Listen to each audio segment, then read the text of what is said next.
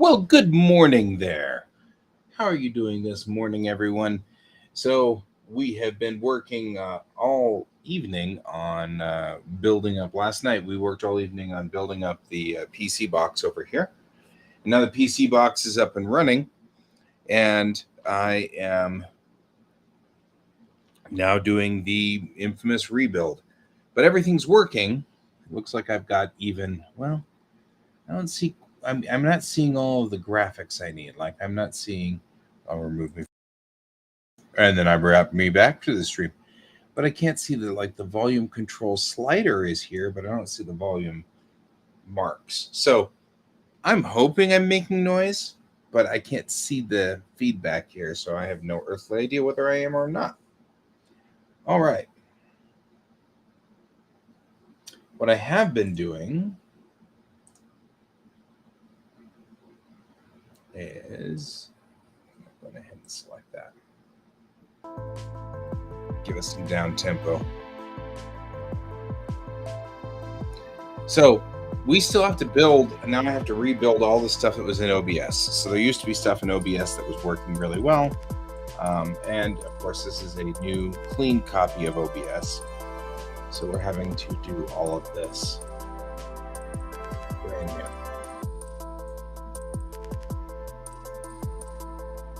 Meanwhile, I am repopulating all of my poser stuff.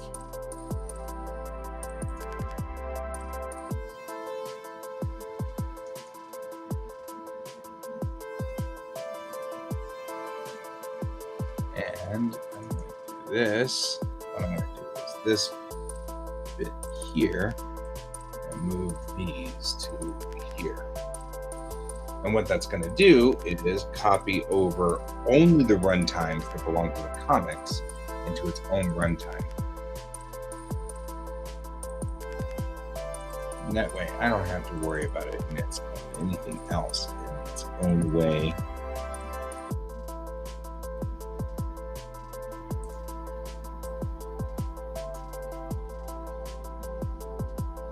There we go. And I'll let the other runtime copy while I'm into it. All right. The next thing I'm going to do is go over here and create a new scene called Drawing Tour. The thing about these scenes, of course, is as soon as I do it, everything's going to vanish. So you'll have to hang on.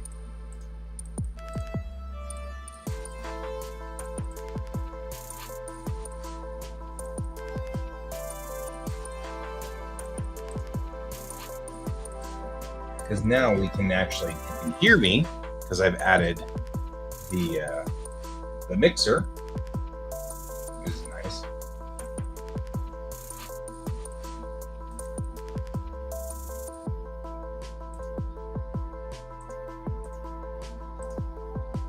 And now you can see me because I'm here.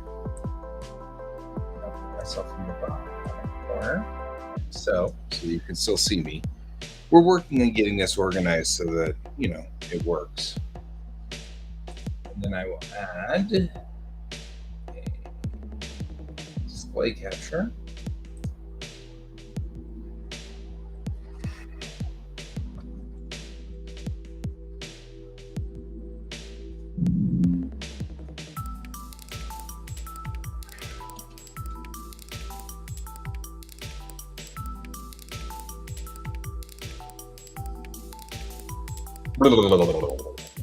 That went internal.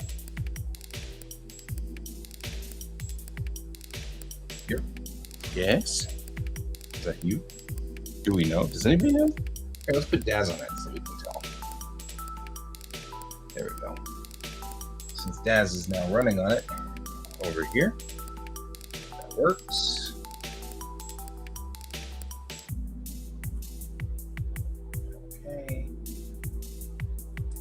So now we have a drawing monitor display. Move it underneath the main camera so that I'm still here. Hi. And I would move me above the here. Perfect. I think here would be useful because then you can still see the time. Right, maybe. Okay. So what I'm doing here is building sources. That. I don't know if you need to hear the.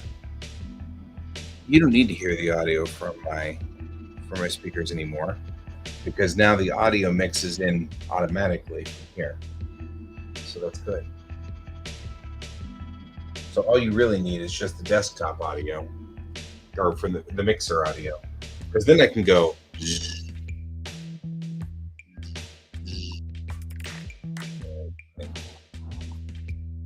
do that because I'm weird. All right. So now we've got a main and we've got a drawing monitor. Good.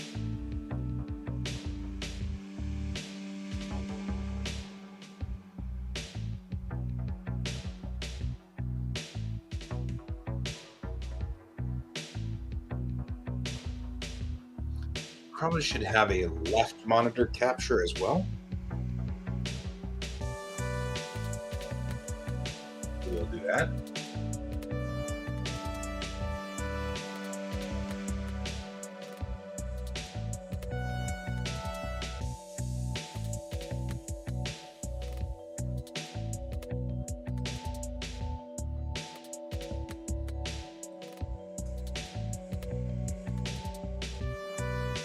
Again, with adding the mixer first. I have the mixer.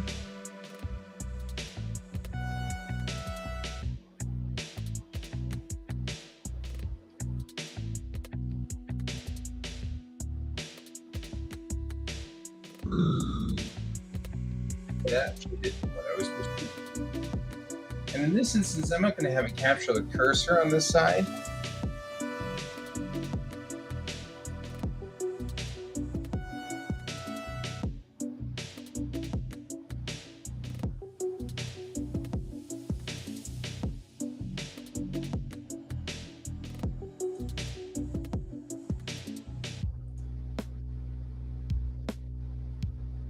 There we go.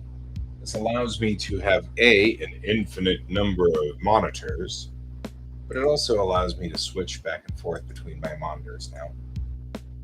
I don't usually need to capture to the right, so not with OBS. I put OBS on the right monitor, so I don't usually need to capture to the right. So I'm only capturing to the left. This is not stellarly exciting, guys. Sorry. A rebuild of a PC is never any fun to just sit and watch.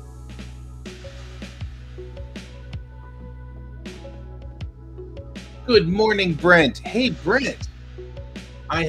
Everything is running. We're running Windows 11 and everything is good. What was I supposed to do with the thingies that you sent? Can I just run that bat now? From a spam risk. Spam risk. I mean, so far we're running just fine, obviously. I mean, we have all the problems that we normally would expect, like OBS is absolutely blank. Don't run it now, it'll crash stuff. Should I run it later? What should I do? When do you want me to do that? When should I do that? I got to that stage at like midnight last night, and I thought calling you might not be a good thing, because it would be 1 a.m. your time. And I figured you'd probably be asleep. So I wasn't going to call you, because I'm that kind of guy. All right. I mean, some of this is good because you end up with a certain amount of digital detritus that it's nice to kind of clear out. I had like 62 different scenes over here on OBS, and now that we use Restream, all of those things were really not very useful for OBS at all. So, getting it back to this is kind of good. I'll have to wait for Brian to get here to make When Brian Attacks next time on Fox. Because I need to, well, I don't know, maybe I can set up like this, the half screens. Maybe I can share my other screen just so I can see what the half screen looks like. And then while we're at it, I can set up this side to be when Brian attacks, because that's how it usually works. That's useful. Okay. So we'll make a new scene called when KN attacks.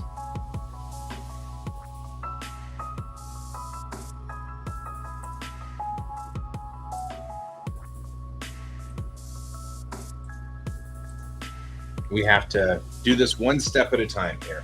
So we have to figure it all out. So give me just a second here.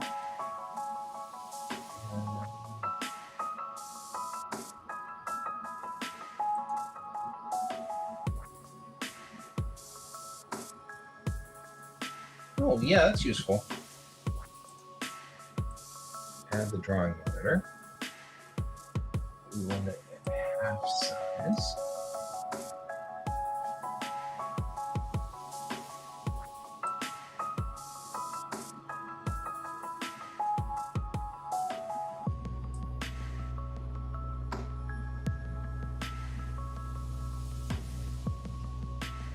Oh, well, I've already sort of started doing that. So there's that.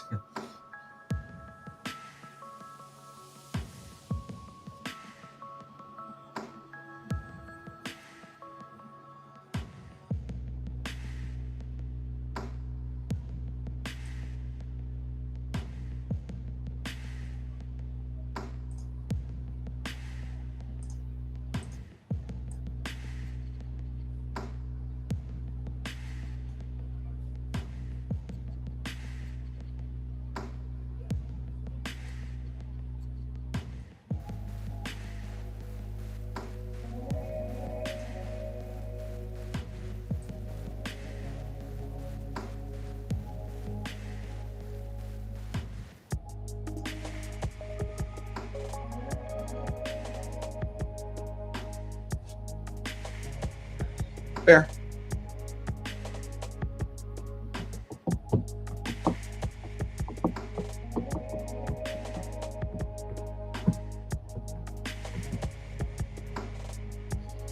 I wonder if I could do two things here. Like, could I do a zoom in of the center section like this? So take this. Just go for the center section, like so. Kind of give it more of a big setup like this. Be right over here. Like so. So you're like looking at like the main sort of thing. I wonder if I did this twice. So I did the window capture. Cancel. Well, yes, I am enjoying that. Which I knew I would. I just don't like this part. And this is the part that sucks so much. Is having to rebuild everything. And that's what I was avoiding. It's not like I didn't think that the SSD would be cool. I did think that the SSD would be cool. I just also knew that I was going to end up spending an inordinate amount. You know what I haven't done is configured this. It does seem to have control, so that's always a good thing. Yeah, the SSD, and it's really weird to have a hard drive that's like a credit card. You know, it's not much bigger. I mean, it's a little larger than a credit card, but it's really not that big. It's very, very tiny. But the startup to post in 11 seconds is great. I mean, it spends more time on the motherboard startup screen now than it does loading Windows, which is cool.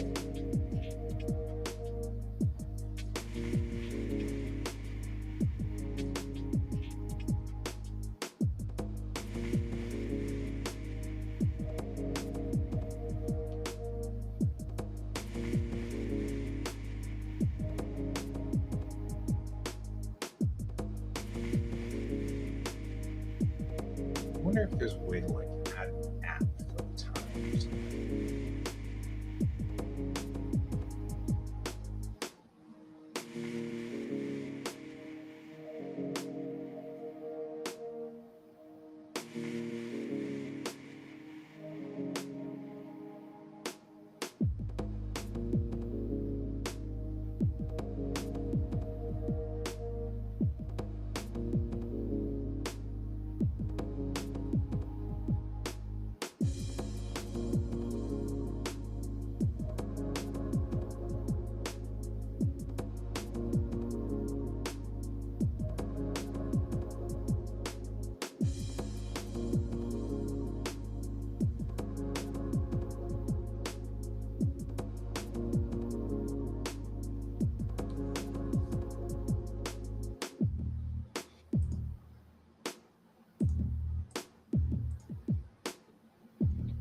Also do though is this.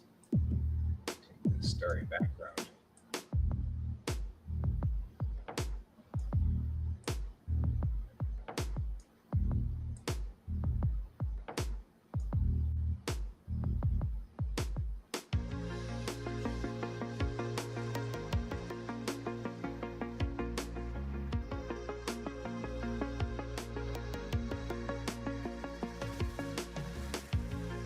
Oh. So do batch files still work the way they used to always work back in the old days? Back in the days of dinosaurs and stuff like that. Like if I just go into the batch file and then just then next say, you know, blah blah blah to exe and stuff. Okay, so if I want to just stick all the normal installers that will always be there, I can just do that. Can I, now here's the next question. Can we do go to the internet, go to a web page, grab an installer from there? Because that's the biggest problem I've got right now is the DAZ, Clip Studio, all of those guys, you have to go to the website now and download the installer and then install the installer from there. Because it's, of course, that's how they're keeping everything up to speed, I guess. I don't know.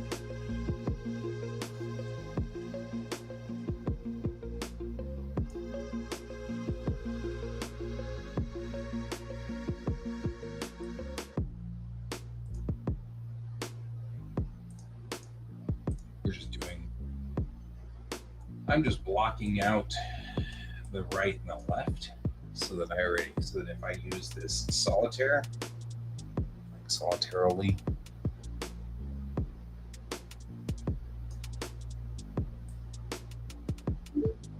I know where it is. Well, Brad's here. Oh, that's good because I can use his thing instead of sharing. We can make sure this works the way it's supposed to work.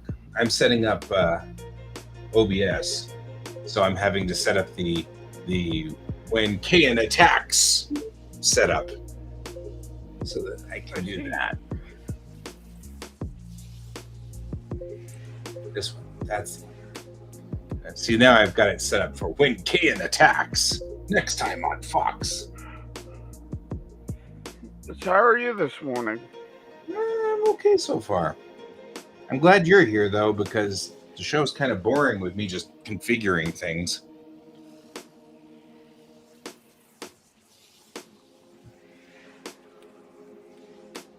But I was seeing if I couldn't do a close-up here in the middle section, where it's sort of a close-up of the thing with sort of a broader view on the bottom.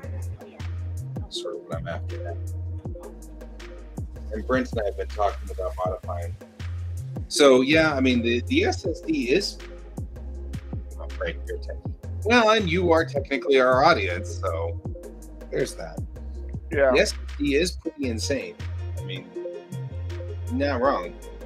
It's like I was saying, it's something to the effect of 11 seconds from turning on the power to Windows loaded and ready to go. So, you know, you're not wrong. It's fast, really fast to get. I mean, I don't think it's been that fast for me to start up a computer since my 386 days. So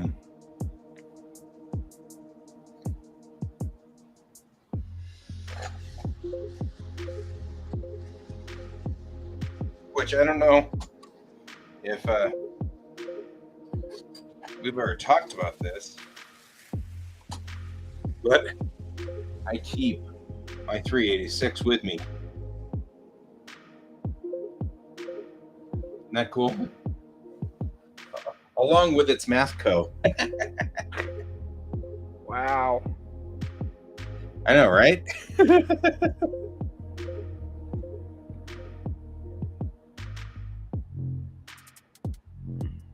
Yep. That made this a 386 DX40. Back in the day.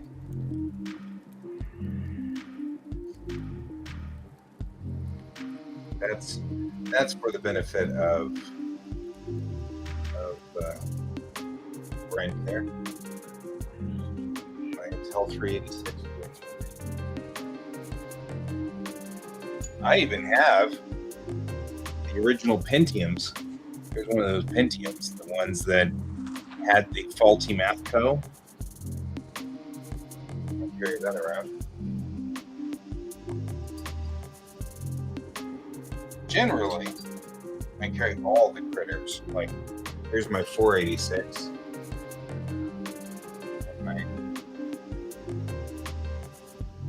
I had a 486 TX 266. That's that one.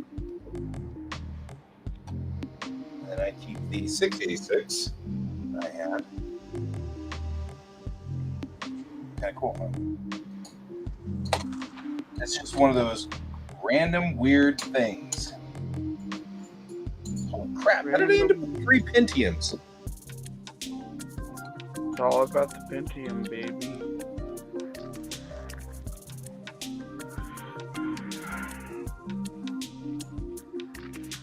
I have 3 Pentiums.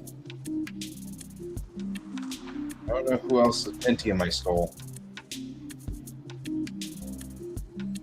I stole somebody else's Pentium.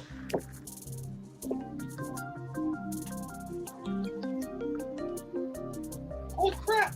I don't have just 3, I have 4. 4 Pentiums. That sounds like the start of a joke. Right? Well, I mean, honestly, legitimately, somewhere along the line I was going to, like, paper a bathroom with it or something.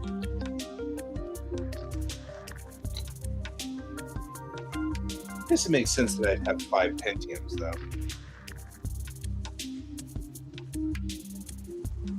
I had 5 Pentiums, I guess.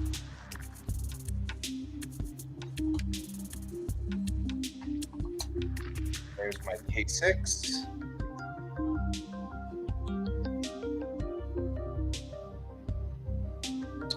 And my Cyrix CX486. Yep, so anyway, I carry all these things around because it's a thing.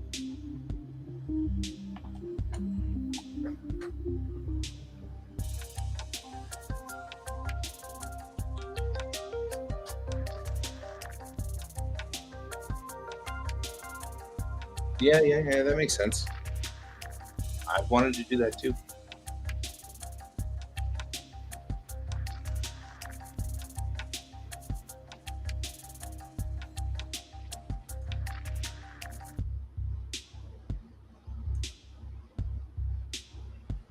There. That way, if I become the big size, it doesn't look weird. There we go. Okay, good.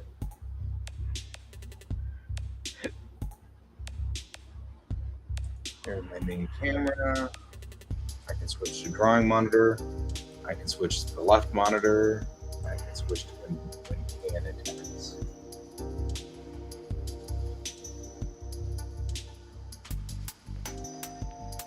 Okay, that's pretty clean actually. That's kind of cool.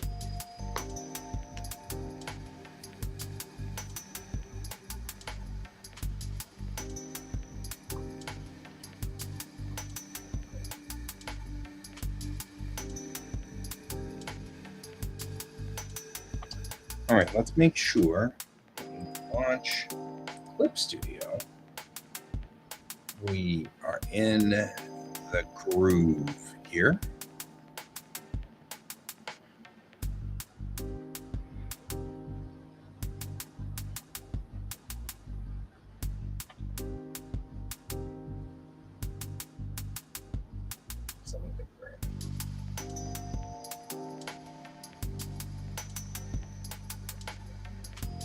Oh yeah, there you go. You're helping yourself there.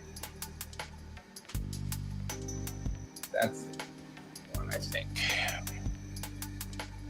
Except that I really need to figure out. I downloaded a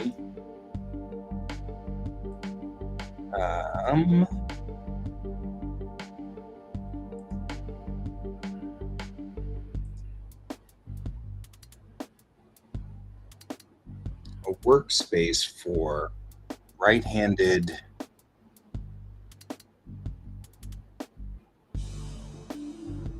where are my downloads?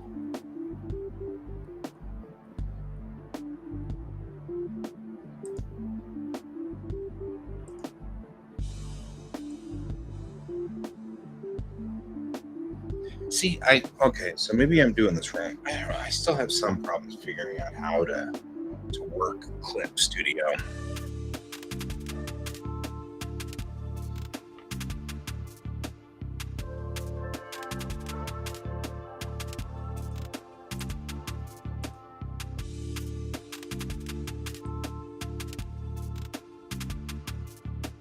What are you having problems with? Well, I found a really cool workspace control.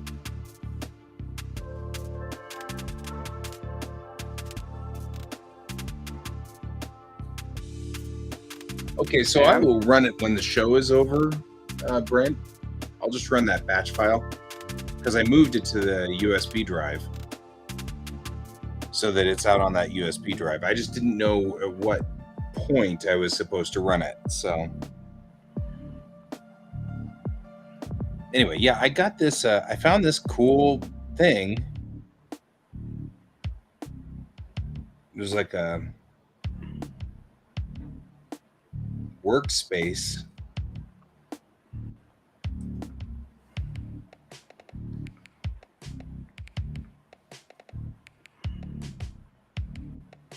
For because like a right side workspace.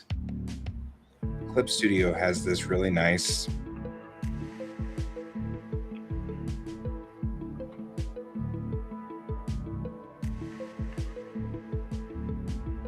lazy right-handed workspace for a lazy right-handed person.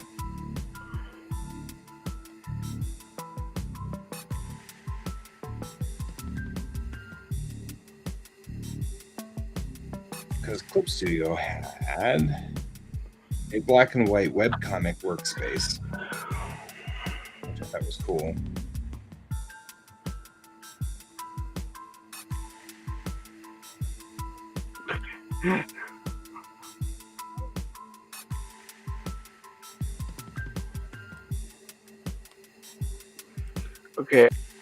Okay, well, that's fair. No, it won't answer my question, computer. Stop. Thank you.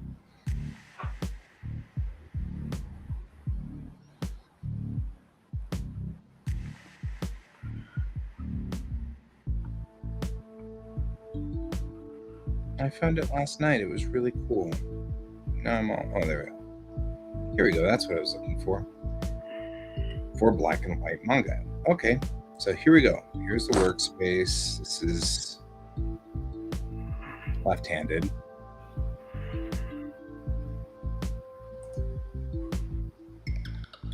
Black and white manga, right-handed.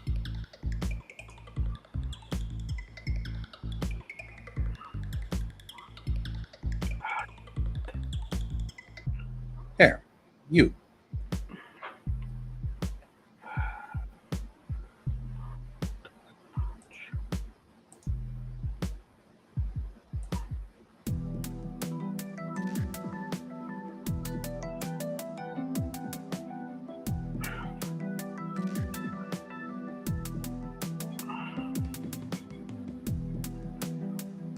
Okay, well then, Brent, I will not run that batch file. I will run it next time I decide to wipe and repave, which,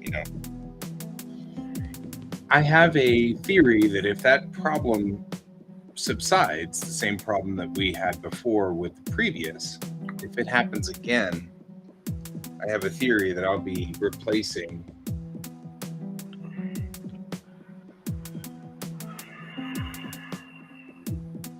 So, are you seeing what Brent's saying over there, Can? Huh? Can's like, I'm asleep this morning. Yeah. Brent is saying that if you have to re-image, if you send a list of software that you use regularly, then if you ever have to re-image the PC, he can configure a batch file so that all you have to do is just stick a USB drive in and run it, and it'll re-image the PC in the exact same process that it was. Huh. Interesting. So it's actually fine at this point in time because the start bar is cool, but it's got a lot of, I can see what he's talking about. It's got a lot of gunk. It does not need to have on here.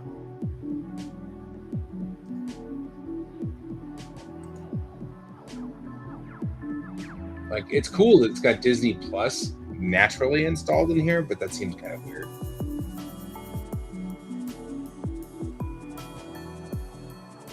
What does Clock do? Clock needs an update.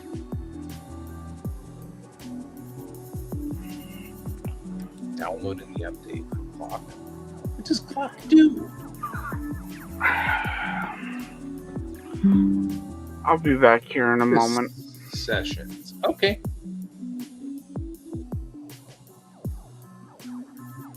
Focus sessions. Oh.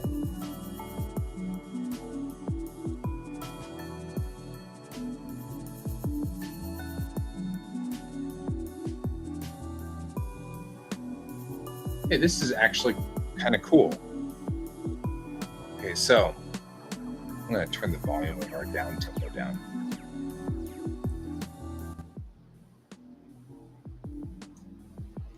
This is actually cool.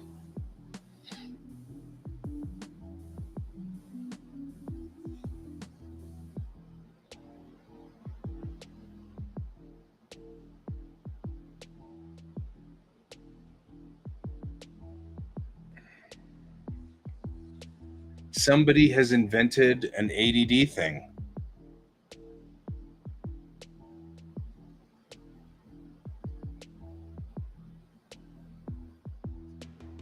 This is, I mean, like, this is how we work best, is in focus sessions. So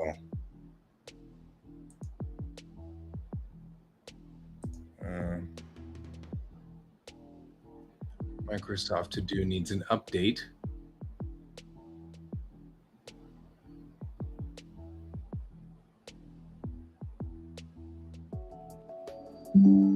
Kabling.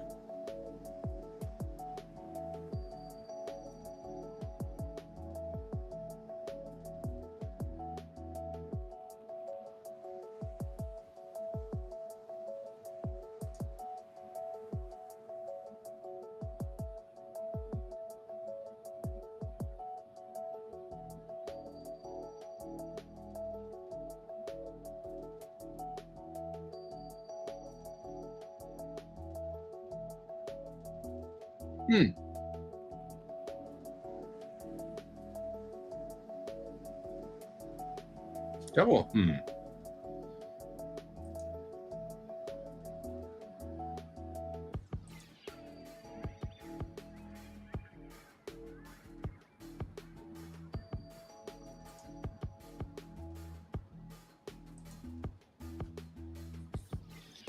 Well, this is cool, actually. Well, that's important. So I discovered focus sessions. What are focus sessions? This is anti-ADD stuff. Like, You can set up a to-do list. I've got the to-do list already set up over in Microsoft To Do. It's just it was so complicated when I first set it up in 2017 that I've never used it since then because it was just too difficult to do. But apparently it's integrated into Windows 11. So the to-do lists can come up and do stuff, which is great because I actually like that. But this is a tomato timer. You ever heard of tomato timer? No. Yeah. So tomato timer was ADD started back up by finding right. Guys, ADD started by. No, I'm copying stuff right now, Brent. Things are copying in the background. That's what's happening. All of my stuff for. Anyways, what's a tomato timer? Tomato timer. Okay, so there was a thing that somebody came up with called the Portamodo theory or whatever, which is a tomato timer. You take the little, those little tomato timers that you get for cooking. Yeah. You go and buy one of those, and you set it for say 45 minutes, and then you do one task, and then when the bell goes off, you get up and you walk around and you move and you do something. Then you go to the next task, set the tomato timer for 45 minutes, and then go. So that it's sprint and then stop and then sprint and then stop, and you take a break, and then you tell yourself at any time you want to give up, you say, hey, I only have 5 minutes left in this task. I'll push through for the remaining 5 minutes. But it keeps you from being scattered because you say, I'm going to focus for 45 minutes, and then I will let myself be a scatterbrained goofball for however long I need for 15 minutes and then come back in. So it's called the Portamodo or Portomodo or whatever, or they call it the tomato timer. So essentially what we've got here is, hey, Pepper! Oh my God, it's a pepper! It's really Pepper! Look at Pepper! Pepper's back from the land of South Carolina or North whatever. Carolina. That one too. I think they're both equally as Carolina-y. Well, one was with family. One I didn't visit with family. Okay. Yeah. So. That works. Oh, look at that. Yes, Brett. There we can do this now. Hi, Pepper. How are you? I'm doing good. I got back from North Carolina, and so here's a water well for inside.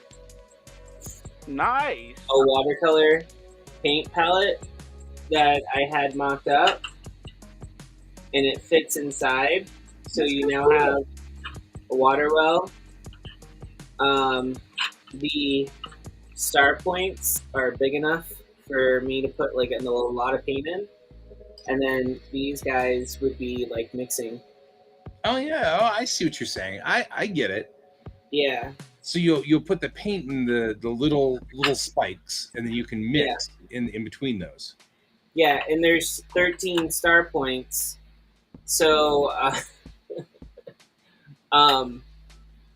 so it's for like Halloween, like it's for the Halloween one that I've been talking about doing forever. Right. How are you going to clean it? What do you mean? Well, if you've got actual paints in the little points, and then you mix in between the two, how do you clean the spot in between the two? Very carefully. I guess. That's what I was like, I've seen people's paint palettes, like, everyone works differently. With this particular one, I'm seeing a lot of people probably mixing only a few colors at a time. Yeah. So, it's not, like, super... it's not, like, super... like I've seen people's palettes who like they're like literally like they're straight up black, Like, they've mixed so many colors on it, and they've never cleaned it, and it just is black. And all of their washes and everything are like very muted because of it. But then I've seen the flip side where people like clean it on a regular, and like everything's like super super like poppy, and the colors are bright as always because they clean it all the time. So everyone is just, you know, unique with how they do their watercolors and Yeah. So I'm one of those people, like, I will put paint down everywhere on my palette, and once I run out of wells, I'll still continue to do it. Like, you know, but I'm just like, I'm doing this. The Lorenz at Dirty Blue Shop on Etsy is the one that helped me make it. So, Right. I mean, even without the water well, the centerpiece is another mixing area. So That's really cool. yeah, so like that's the other thing. Like this is like just so that you have a small amount of water for like mixing and making sure your brush stays wet, essentially. But like if you're at home and you have this palette, like I'm picturing you having like a big thing for like swishing your brush around, getting all the old bit, like the color that you don't want in that one, and then dipping it back in here before you get your next color. You know what I mean? Like that's my line of thinking for this. Mm-hmm. Well, that makes Yeah. some sense. And as far as like travel palette goes, it's much easier. I just need to now find a container that fits this. What you need to do is make a lid that just snaps Well, on. like that's why I said container. So like I had like a lid. I did talk to Lorenz about like possibly making a lid for this. I don't know how that will work, but he made 2 of these. One I have and one he has, and he's testing it out from his side. Because he's also a watercolor.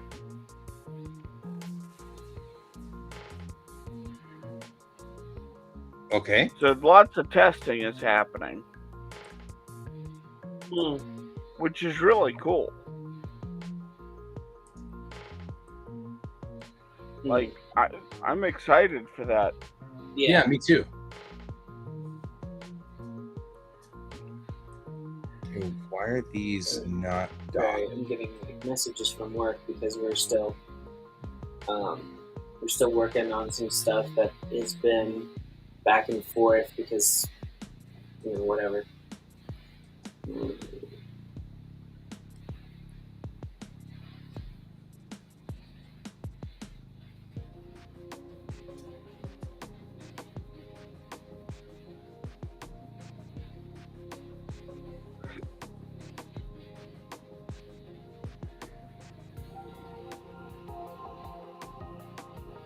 Oh man, this is kind of cool. Mm-hmm. So okay, so I loaded this. I don't know how to.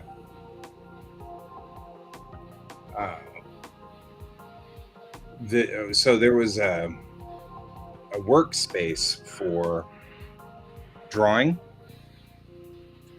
and the idea here is that this is Clip Studio's right-handed workspace for drawing. Mm-hmm. So if you're right-handed, it's designed for that. And I'm just now getting into it and kind of looking at what we've got going on here. But I'm noticing these things over here, which is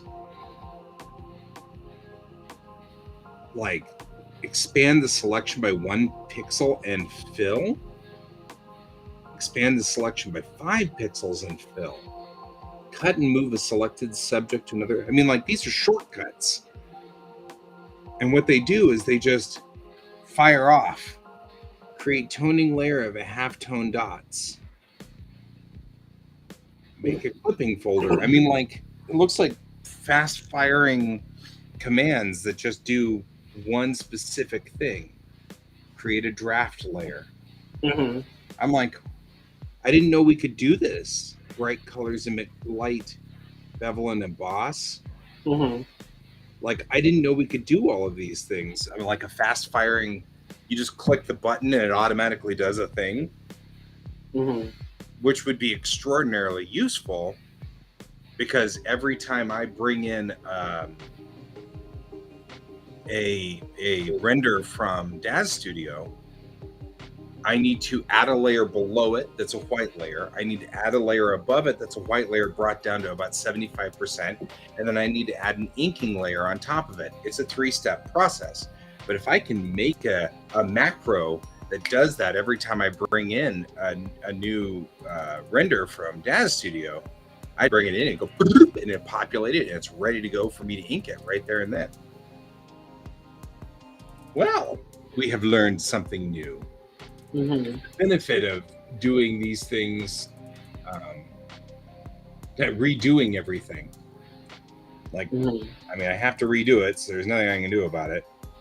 Mm-hmm. I don't know what to do about color mixing. I don't use. This is a black and white manga. Why do I have a color mixing palette? Because you can set it to black and white. Yeah, but I don't mix black and white. You don't use grays? That's interesting. I do, but I use them in cell shading mode all the time. Gotcha.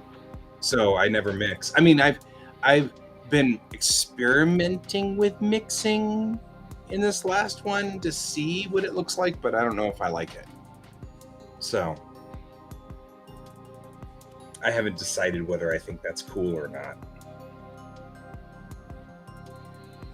So time for me to configure this though. Okay, we've got 2.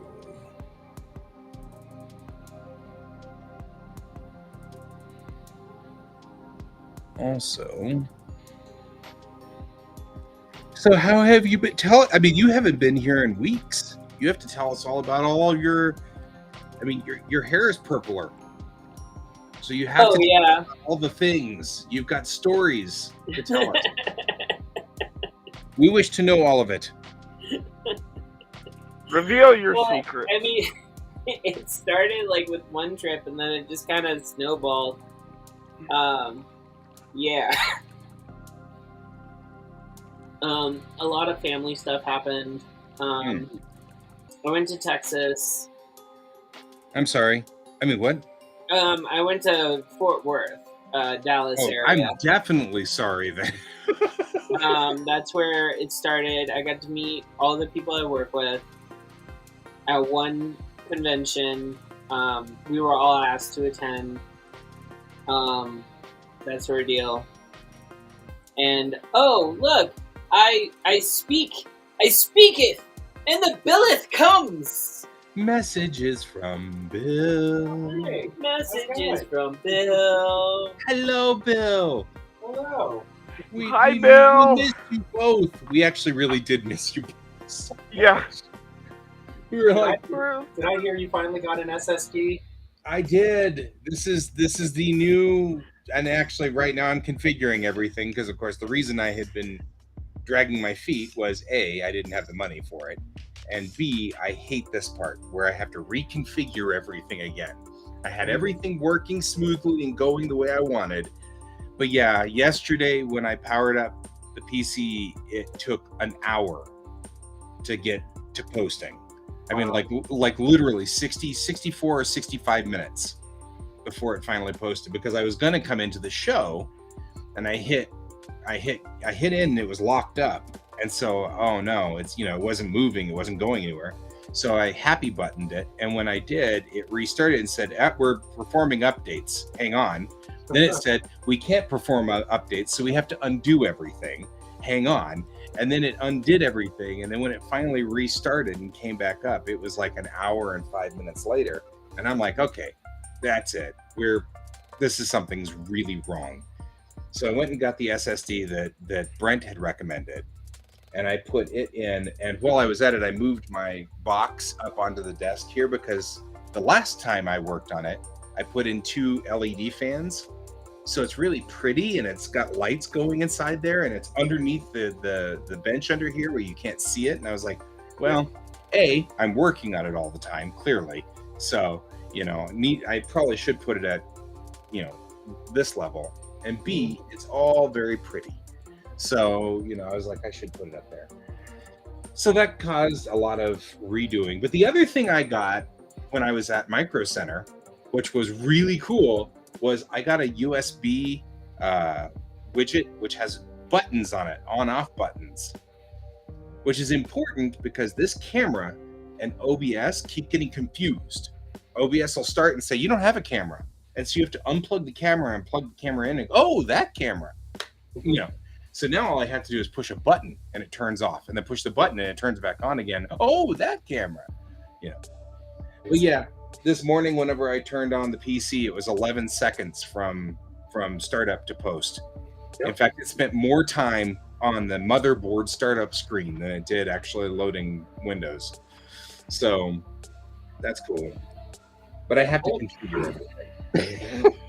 I usually enjoy the reconfiguration. Like once a year, I'll normally just completely reformat and start over because it's always a chance to do things the way you thought you should have done it, but you learned it after the fact. So it's like every time you kind of improve on it and you get it the way you want it closer. So. And that makes sense. I don't like the fact that I'm not drawing today. That bothers me. But on the flip side, I have to rebuild OBS from the ground up, and it actually is kind of nice because I sort of had a whole bunch of digital detritus in there, where a whole bunch of scenes that I never use anymore because Restream does all of that stuff for us now. Right. So I don't need to have a music section in there, and I don't need to have a section for an opening credits and the closing credits. And back when we started this, when Pepper and I started this, Restream had no assistance. So it just would allow you to stream two things, and that was it. So we had to have the opening and ending credits in OBS, and I had to funnel Pepper through OBS on my side so that we could broadcast both of us, and we don't have to do that anymore. And so it's kind of nice because now I've got like 4 scenes, whereas before I had 20 scenes, and so now I've only got 4. And really, I was like, I don't need any of the other ones, so we're good. So that's cool. So you're right. There is a certain amount of, it's nice to clean out the digital detritus that builds up over time. And so, but it is frustrating with especially Daz Studio. Daz Studio is still based in a very, very rigid DOS system. So reloading that, all of my figures, all my maquettes, all of my scenes, all of that stuff is, it has to go through the whole, wait a minute, where are your textures? Oh no, you'll have to go find all your textures. Oh, wait a minute, where are, and you're like, oh, and it aggravates me. I wish it would base it off of, I wish that they had made OneDrive have a root. So the root of the OneDrive is the root instead of, technically underneath it on the bottom, it's actually C:\users blah, blah, blah, blah, blah, blah, blah, blah, Right. That's aggravating because then, that's what Daz Studio does. So every time I do a reinstall or move a drive around like this, all of my textures are gone. And I have to keep reassigning and manually going in and reassigning all the textures. And so it's frustrating. So that's one of the reasons why I drag my feet on this. I'll be up and running probably tomorrow, or maybe even by tonight. We'll have to see. But it's still frustrating that I lost a day, if not 2. Brent has made it a lot faster, though. He's sped up the process quite a bit. He gave me some specialized USB loaders. So my USB drive that I used to install was slick. So it moved very fast. So there's that. And that's my report to you. I have reported. Have you been watching Strange New Worlds? I've not seen it yet, no. You need to watch it. You'll like it so much. Awesome. I hear my work stuff clicking away, so I need to go back to it. Okay. See you later, Bill. Good seeing you, though. Bye, Brett. Bye. Oh, Pepper. Yeah. Saturday is the first Saturday of the month. You want to hang out for lunch? Oh, sure. We can go do lunch or something on Saturday. That'd be cool. Mm-hmm. I'll be in your neighborhood, Yeah. like, hanging in your world. Yeah. Just don't get COVID oh. or anything because you've been hanging out with all those other people. You know. Well, You're like, no promises. and well, after Texas, it was just like there was a lot of stuff going on. And then like I was mentally preparing myself to be around my family. But I had a lot of work stuff that was happening. Like, I'm not saying like I wasn't like doing anything. Like, I had like a lot of work stuff going on Right. that I was just really stressed out about, and I didn't really want to be on the stream with you guys during that time because I probably would have been like way more like bitchier than I normally am. And so I'm like, probably not the best. And it wasn't like I wasn't doing anything on purpose or anything like purposely avoiding anyone. Just letting you know that now. I just was like, I was at a point where I was ready to like kill people. So yeah, it's all good. It's all good, man. Yeah, we knew that. We knew we were fine. So it was just a lot of things happened during that time frame, and I just didn't want to deal. It is all good. We love you anyway. We're glad to have you back. Yeah. I have to do all of these other things. Like I have to very much specifically. Mm-hmm. I have to specifically set it for white. I love dark for my interface, but I hate dark for my programs, like drawing programs. I hate the dark ones. So. You hate dark ones? I hate the dark modes for programs. I like dark modes for my OS because then it stays out of the way and not obtrusive. But when I'm drawing, I like everything to be bright and lit up. So that's where I am here. I actually switched over. Like right now, I'm working on a white background because I was asked to. But I switched over to on my tablet, which is an iPad. Mm-hmm. And I switched over to using colors because it doesn't drain my battery as much. That makes sense. Yeah. Of course, I'm using my big box, which is plugged into the wall. So yeah, I don't care. It doesn't run on battery. This is my big box, and it does its big box stuff. Yeah. Good little big box thing. Yeah. Right now, I'm working on a Kubrick stair. So, like, trying to get everything like super perfect with it. Cool.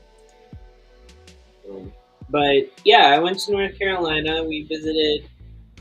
Bill was with me, so for obvious reasons, because we didn't fly. We drove across the country. We also drove down to Texas instead of taking a flight as well. I have to say, going to Texas and going to North Carolina by car, Texas is far easier to deal with than North Carolina. Well, I mean, I guess it depends on how much 287 is being torn up. Well, we didn't take 287. Did you just go out 70 to 35 and 35 down? Kansas Turnpike? Yeah. Yeah. Well, not the Turnpike. We didn't do like. Okay, so for some weird unknown reason, we have like.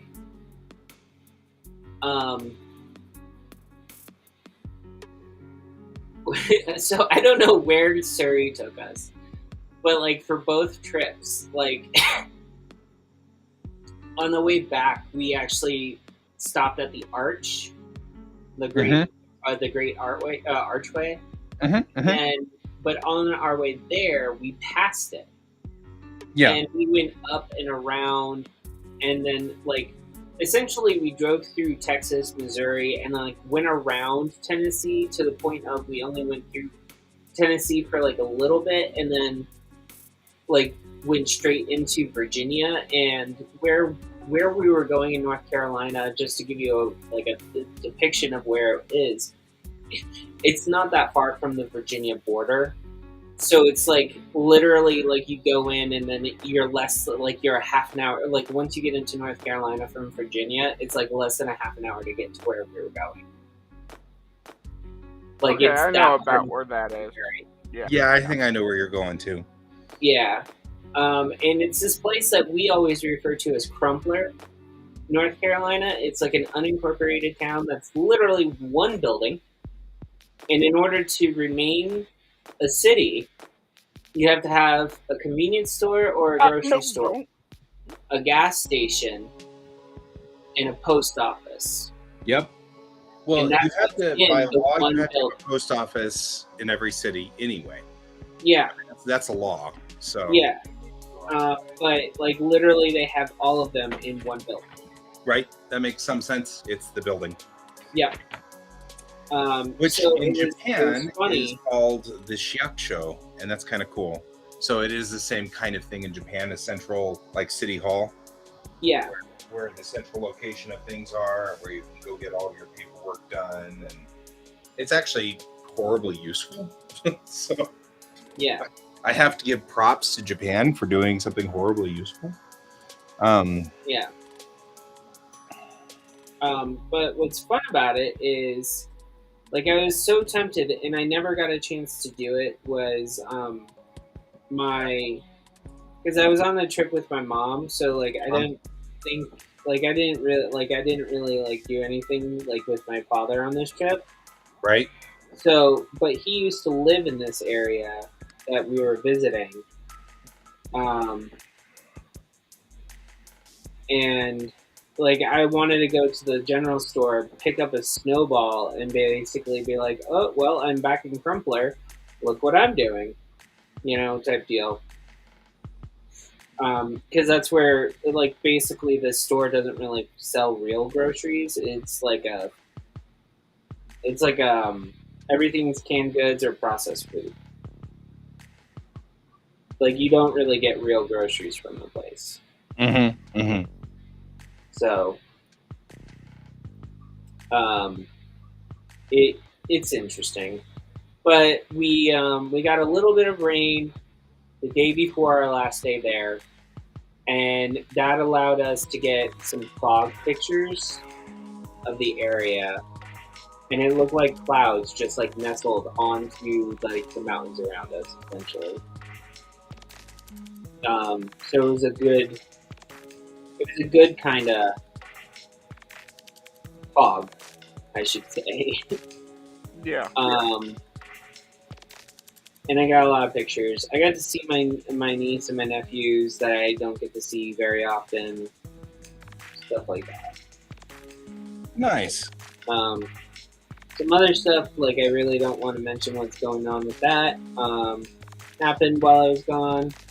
But what I can We're actually good if you don't want you don't have to say pen pressure settings. That's what I'm looking for. One of the things that did happen was me and Bill are under 20 on the adoption list now.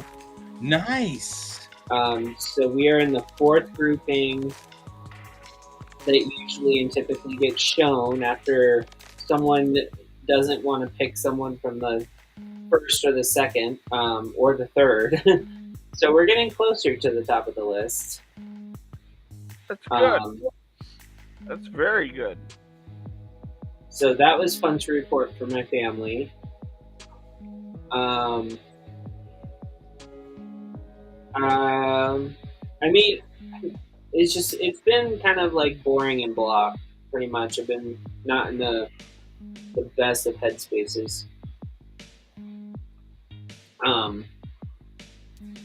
In between the trips and then coming back and having immediately go back to work, and I worked on vacation too, so like it wasn't like I stopped working.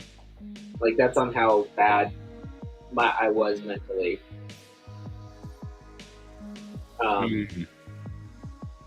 But I do want to say I'm gonna post something if I can find it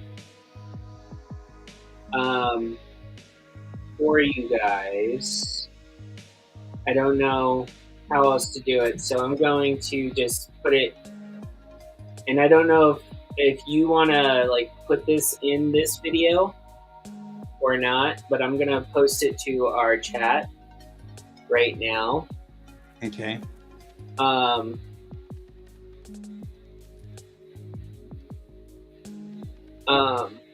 This is from a company called Case for Making.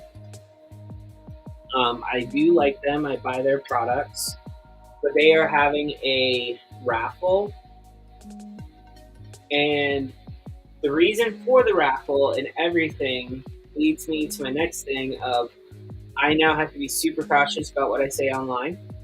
So, and I can't really talk to you about what this raffle is for, but I can't say anything. You guys can. I'm just not allowed to talk. I feel like you want us to say something. I'm just saying. You're like, I can't talk. Well, Did you just say that? I love you, Pepper. I love you, Loxley. I'm glad to have you back. No, it's fine. I'm going to see if I can. I'm also going to send like what the raffle you will win in the raffle. That's what I'm looking for. Look at that. That's Yeah. what we're after. Sorry. There you go. Still configuring crap. No, it's fine. Okay, so I see the thingy, and I heard some of the instructions that you were sending, so I will get in here. And I'll also send the link to you guys for the actual product so that you see what the value of it is to you.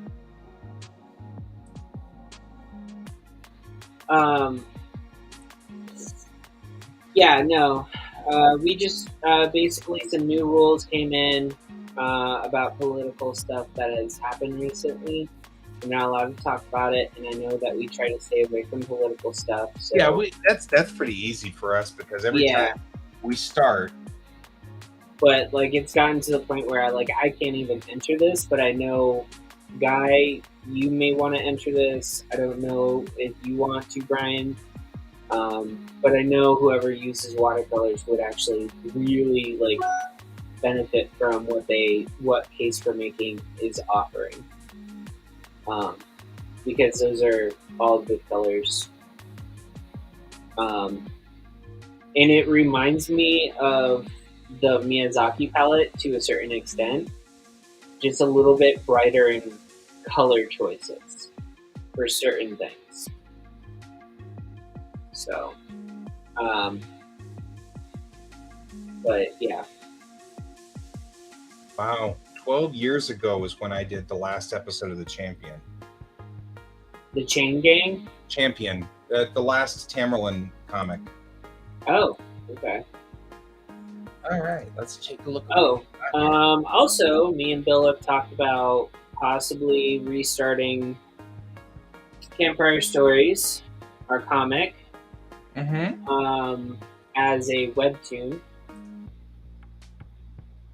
Nice.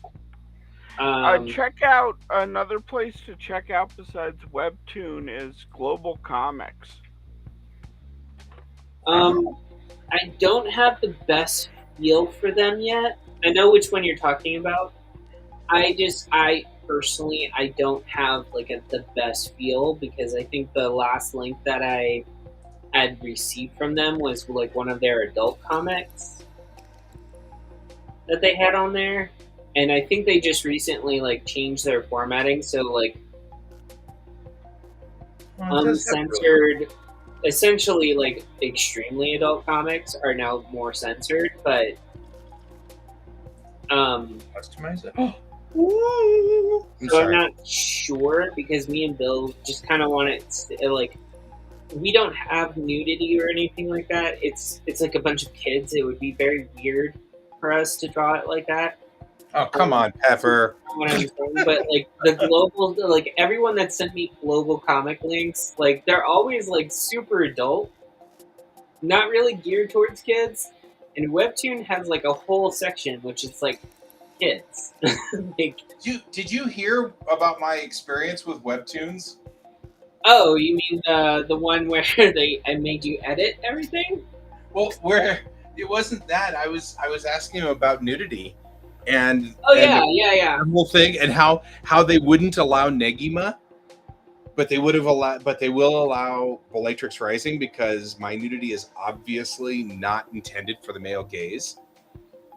And Yeah. Negima, yeah.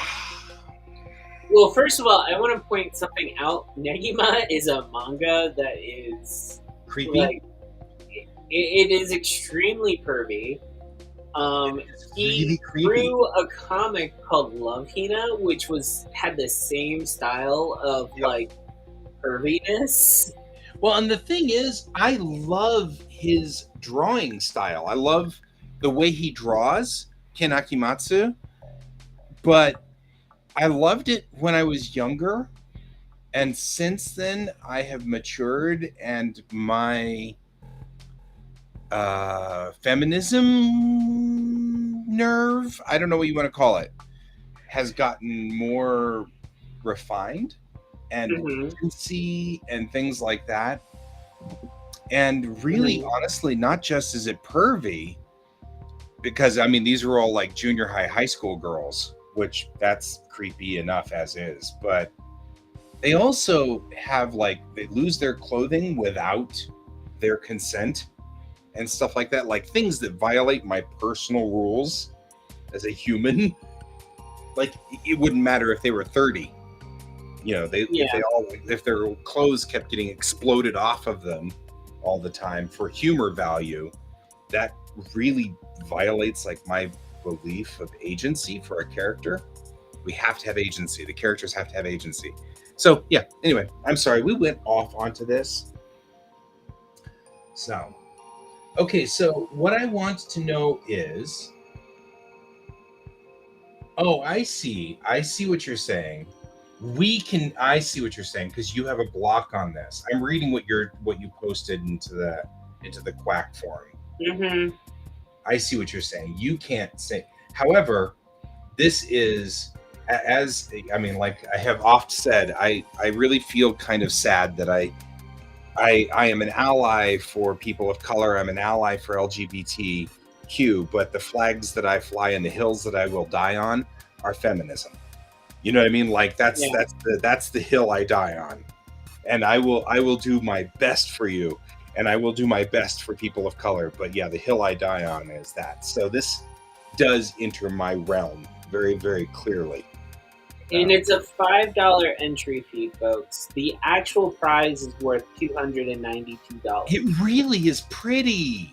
Yeah, it is a really good palette. I mean, have some of those colors already. You can customize it. You can pull out all of them if you want. Yeah. Customize them with any color you want. Yeah. And I'm like looking at it going, dang, I don't know, kind of dig it.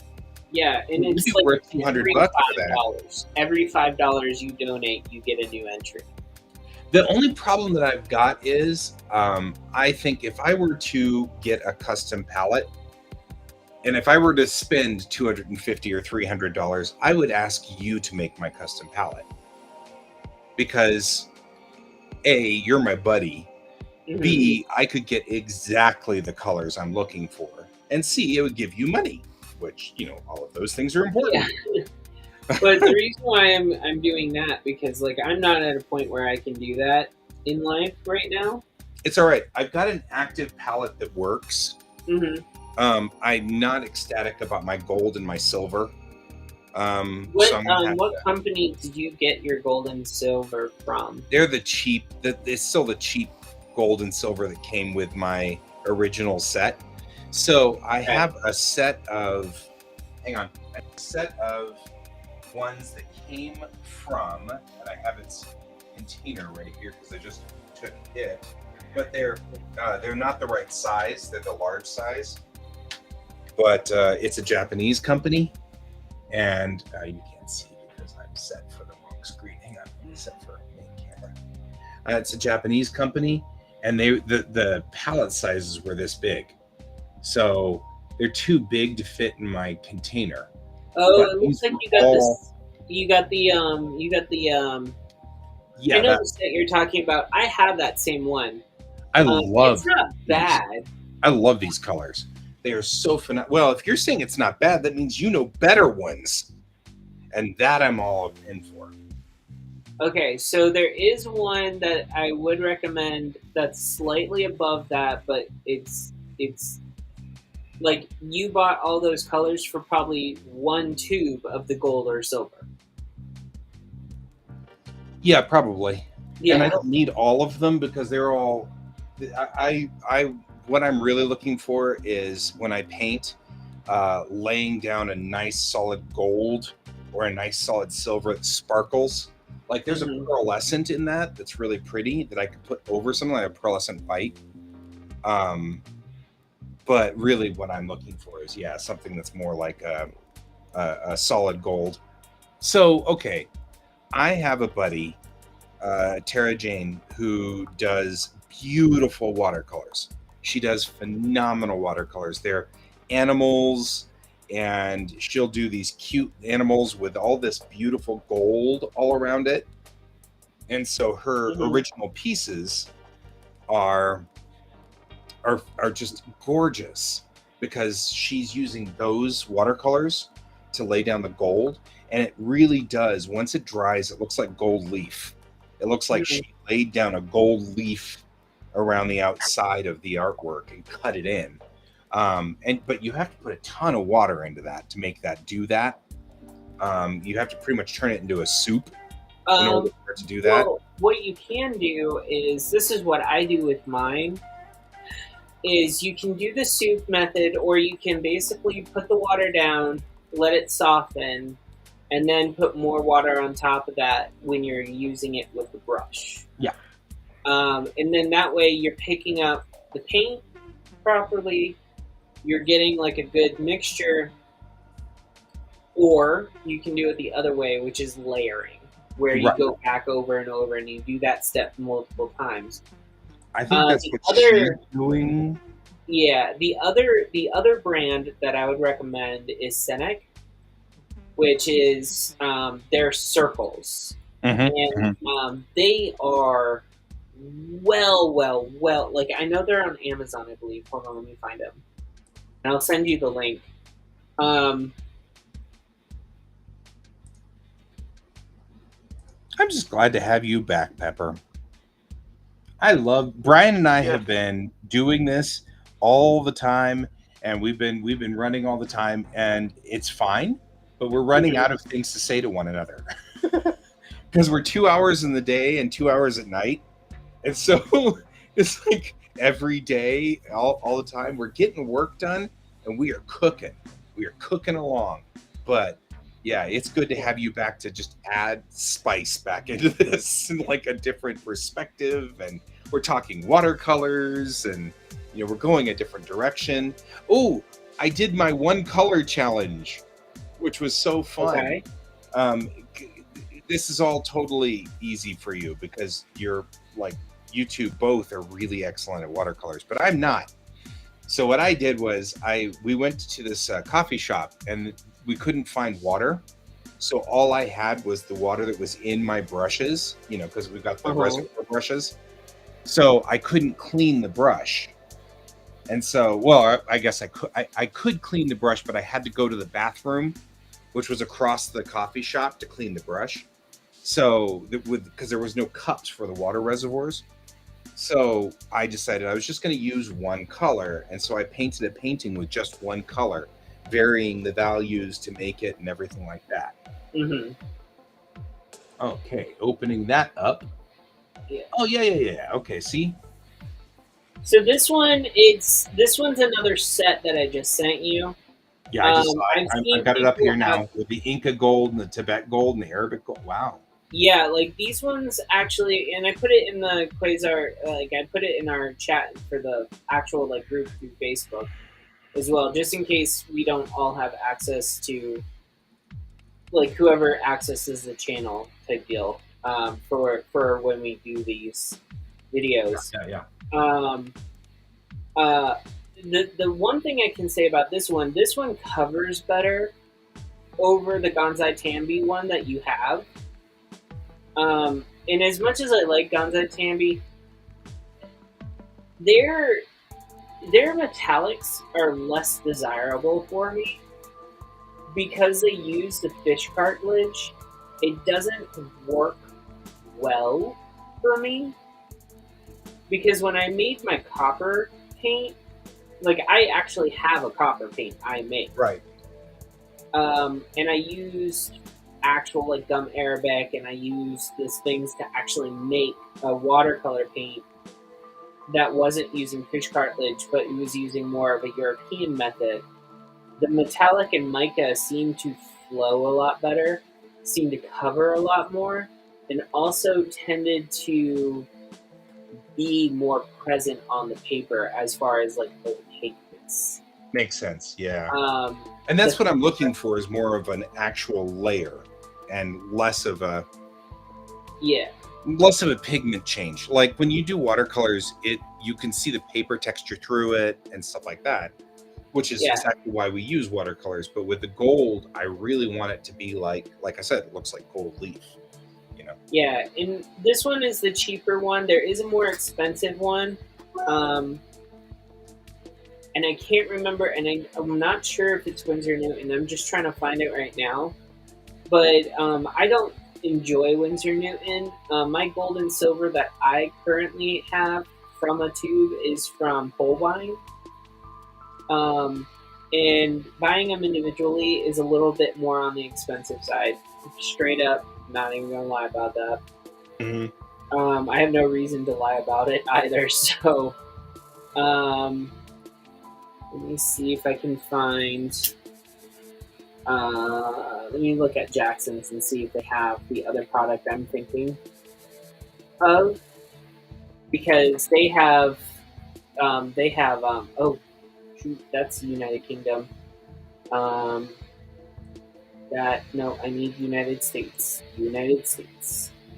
Because they, like, you can look up and actually, like, be like, oh, well, yeah, like, let me purchase this as I'm in England, but then they won't, when you go to type in your address, if it's not an English one, they switch you over to America type deal or something, and then they basically, if it's a product not allowed to go to the United States, like, they take it out of your cart. So it's an interesting experience, to say the least, for that. But at the same time, they sell a lot of stuff. Let me just take it. And you're looking for gold, just metallic, right? Yeah, I just like the metallics. I mean, obviously, I guess I have emissions. Okay, so I did a picture once, of a lander, like a lunar lander. And I really like the idea of laying down the gold for that foil section of the lower part of the lander, right? Because it's all gold foil, and it'd be really cool if it was like reflective, shiny, like gold leaf, like Tara Jane was doing. So that's really kind of what I'm looking for. But now that I've done it, I'm kind of like, wouldn't it be cool if there were other things like sparkly blue and sparkly green, and I don't know. I mean, I'm assuming there are metallic thick paints you could lay down of some sort too, which I'd go completely bonkers over as well, because me. Yeah. It's I love things that sparkle. I hate that.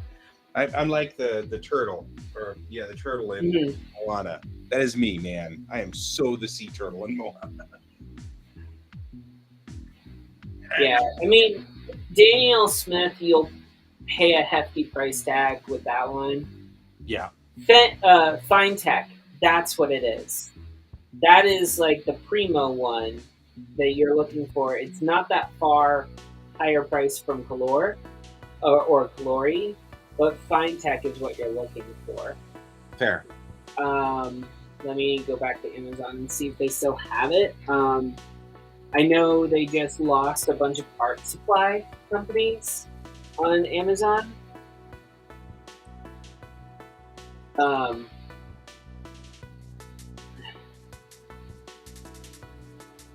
I have to load all my pins out here? Is that what has to happen? Okay. All right. I'm sorry. I will be right back. No problem.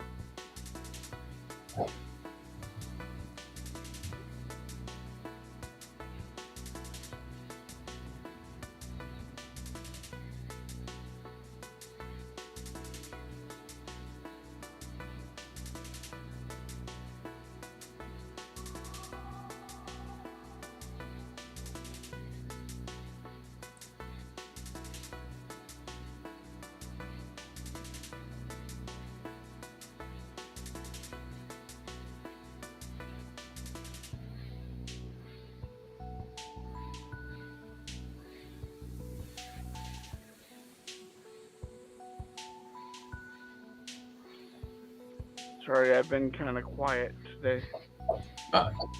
Pepper's been making up for it. I wouldn't worry. What's up? He was saying he was sorry he was being quiet, and I'm like, Pepper's making up for it. Don't worry about it. It's all good. So this is a little bit on the pricier side, but it is on Amazon. It won't come up if you search gold metallic paint or metallic paint because I think the search engine part is not allowing it to be searchable. But this is from FineTech. And it's not that it's not that much more expensive than the one that I sent you before. So it's like maybe a $3 or $4 difference, something like that. That's not bad. Yeah, but this is the better one. This is the one that most YouTubers will recommend. Pearlescent. Oh. Yeah. Wait. Look, it's blues and greens. Holy crap. Yeah, they have some other. Yeah, they have some other ones. They have like all blues. They have like a number of. They have a number, and again, I posted it to the other chat channel. I'm gonna add it to my wish lists. But the thing is FineTech also owns Colori. So Colori is the student grade, and FineTech is the artist grade. If that helps where the differences between the two. Oh my God! Look at all these beautiful So colors. to answer your question, Brent, I have, if I want to make it on time, I have 6 pages to do today. Ouch. So that's not going to happen. Yeah. So I'm going to try to do as many as I can, but I'm not going to punish myself either. No. That's ridiculous.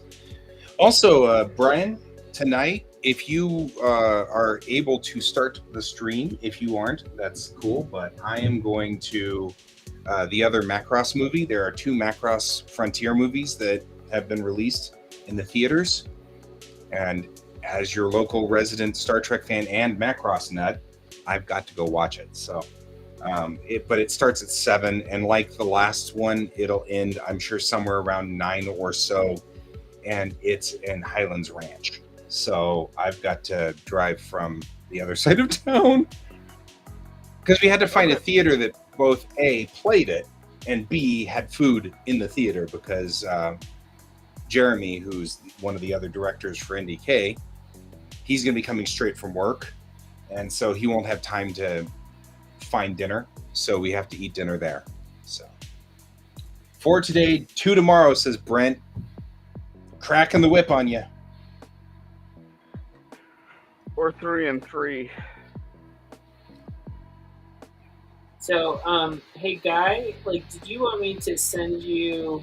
I am saving all of those things that you just sent. I just saved them to my wish list in Amazon. Okay, well, so I'm keeping them forever. Like, if you go through Jackson's Art Supply, like, they come from a foreign source, but you can buy the individual pans there themselves,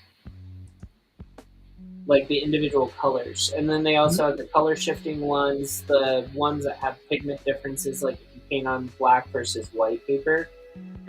All of that's there. Would you want me to? Do you want me to send you that link? or do you want to just focus on what you need to focus on? I was going to say at the moment I think I'm loaded up. So Okay. All right. So give me a little bit of time. You gave me a lot of stuff that I was actually looking for and didn't know I was looking for. Like because I knew I was looking for gold, but now you have added pearlescent colors that I've never even thought of until just now, and now I'm like, oh, I'm going to have to use these. So one of the things that my mother-in-law was in town 2 weeks ago, and one of the things she did was we all went to a coffee shop and did art time. And that's what it was. We sat down, we got coffee, the whole family. Nobody was allowed to use their phones. Nobody was allowed to use, gaming consoles. And we all sat down and did actual physical art. And I love that so much. And our family loved that so much. We're going to implement doing that more often. And so that's now a thing that we do in this family. And we've decided that that's what we do now. So that's really cool. And that means that I'm now looking for more physical watercolor-esque doodly wops to do. As I approach the end of... Hey, if you can't accept me at my diddliest, you don't get myself at doodliest. The waffliest, yeah, I know. It's the truth. I accept both of you for being just as bizarre and weird as you both are, and I'm happy that way. There is no way I would want either one of you to change.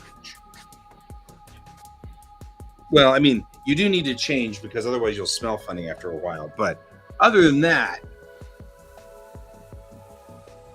That has to be the best line in... John Goodman says in... whatchamacallit? Abnormal. Abnorman. Best line. I'm in my house. I'm starting to smell a little funny.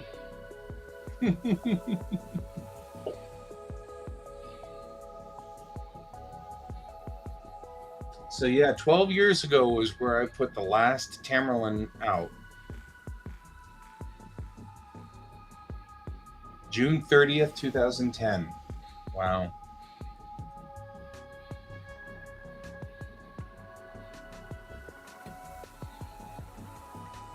That's all right. I learned a lot from that, and I am doing all kinds of wicked stuff now because of it. I think Brian's going to be fine. Yeah. I'm not worried. I need to do a couple of things, though. I need to figure out how to change...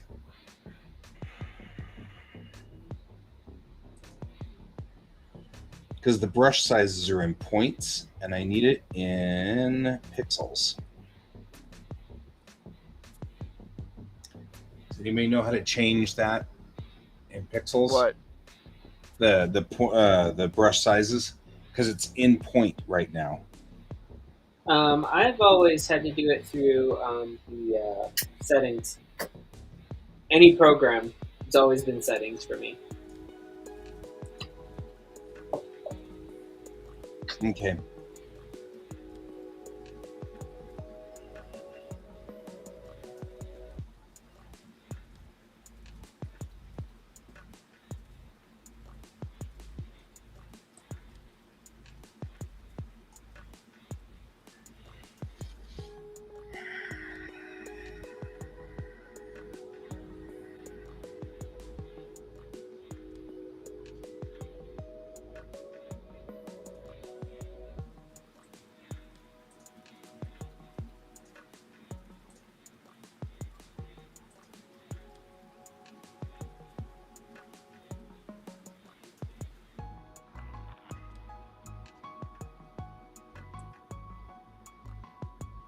Now, the funny thing is like since today is the last day of June, I've been seeing a lot of people saying goodbye to Pride Month and stuff, which I don't mind, but it's funny because like I'm still, like it's still whatever. What I find hysterical about it is like some of the things that I keep seeing. Like it's just like people are gonna miss it and stuff like that. And like, this happens every year, folks. Once a year. And every month is Pride Month in this show. I'm just saying. So Yeah. there. Oh, I had to deal with a troll too. I forgot to mention that. Well, we had a Don't great know if you troll saw my too. post or We got not. to tell you our troll story as well. Oh, so okay, so Tell your story. so the troll is through Instagram. This person reached out after certain things happened that I can't really talk about government-wise. But after, what it boiled down to is the person was like contacted me and like the right off the bat like was like made a statement like, "You must be super happy right now, aren't you?" And I'm like, I barely talk to you. Who the hell starts out a conversation like this?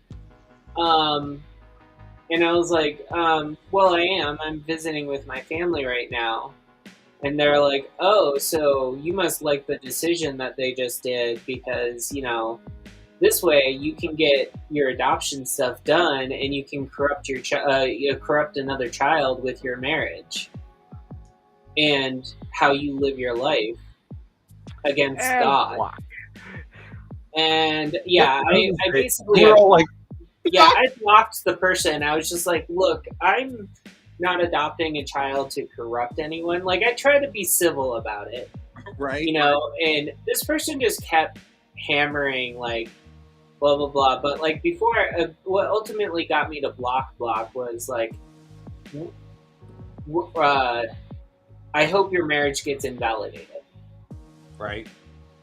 Because I know that that is definitely on the to-do list. But you know, since that was like something that was said to me and it's like factual, I'm just not really like happy about it. But like, you know, I know like some of the dark things that like some people have had to deal with, as far as like having to deal with that stuff. But that was like because I guess of the game I work on and stuff like that, my name is getting a little bit bigger, and I didn't realize that I was actually going to get someone like that contacting me. So it was a little bit weird. A little bit. Yeah, little bit that's worse than our troll. Our troll was some guy joined in and said, so something like, how do you guys deal with girls or something like that, or like how are you with the ladies or something like that. So Oh yeah, the dude I shut down. and it happened to be right when Maya was doing her nightly routine and brushing her teeth and all that stuff, and she usually comes in now because Bill has inspired her to visit the show now because that makes sense, and you know, so I've been encouraging that. So she just happened to come in during that time, and I was like, well, I mean, I'm pretty good with the ladies. This is one, and I have a child, and you know, and that was like all of a sudden, all of the wind got out of his sails because I think I don't know what he was after, but it was a very, very funny thing because then Brian started like shutting him down too, and that made it even funnier. And so it became I good shut about the whole thing. It was like really because he ended up like being completely diffused. Yeah. and then leaving. It was that meme of the defeated male leaves, and it shows the lion on the arrow. Right. Mm-hmm. It was like kind of felt bad because I think he was trying to find. I think he was trying to pick some kind of fight, but I don't know what kind of fight he was trying to pick. Well, and then we had the bot Yeah, we've had some bots that were weird. We had a bot come in and ask, or I had somebody come in at one point and ask us which side we were on, Russia or Ukraine. That was interesting. And I legitimately answered, I've got Russian buddies who are pro-Ukraine, and that's all I know from the setup is I know these buddies really well. They're good friends of mine. I've known them for 20 some odd years. So I trust them when they say that they're pro-Ukraine. So I'm Ukraine. And Yeah. I heard from them again. So And then suddenly we had a bot trying to shut down the show. yeah, we've got another bot shutting us down now. It's a different bot.